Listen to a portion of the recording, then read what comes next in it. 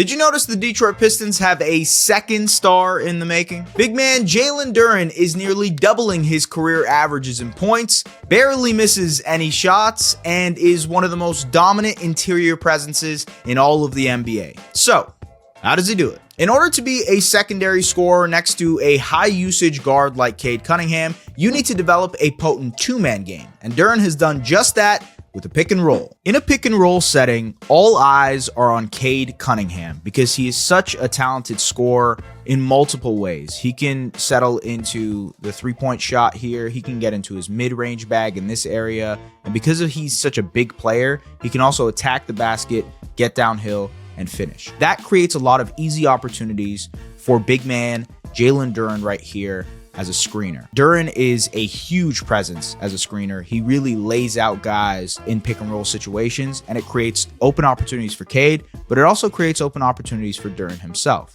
So as Duren sets this screen, Jalen Suggs gets laid out, and now Cade has him on his hip. So now this creates an opportunity where, Goga Bitadze, the pick and roll man defender, has to split the difference between Duren and Cade Cunningham.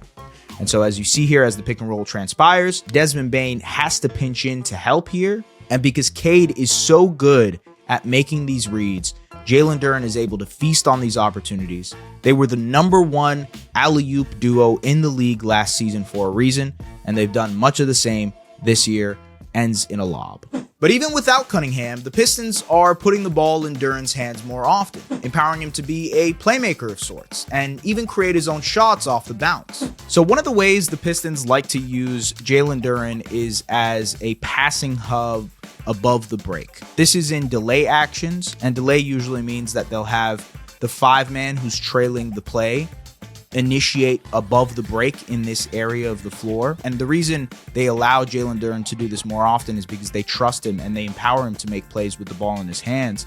But one of the more primary plays that happen in delay action is a Chicago action. So Javonte Green will come here, set a pin down for Ausar Thompson. And what usually happens is Ausar will curl off of this pin down and run a dribble handoff with Jalen Duren. And that creates a lot of opportunities for the Pistons. Duren can roll to the basket here, where we just saw he's such an elite roller, or Ausar can burst to the rim using his athleticism. And so what happens here, the Magic are actually getting ready for that to be the case. Bane is top locking here. He doesn't want Ausar to get over on this pin down. This is now engaging the Magic help. Desmond Bane is focused on this pin down. Franz Wagner is focused on this pin down. They're focused on defending this action.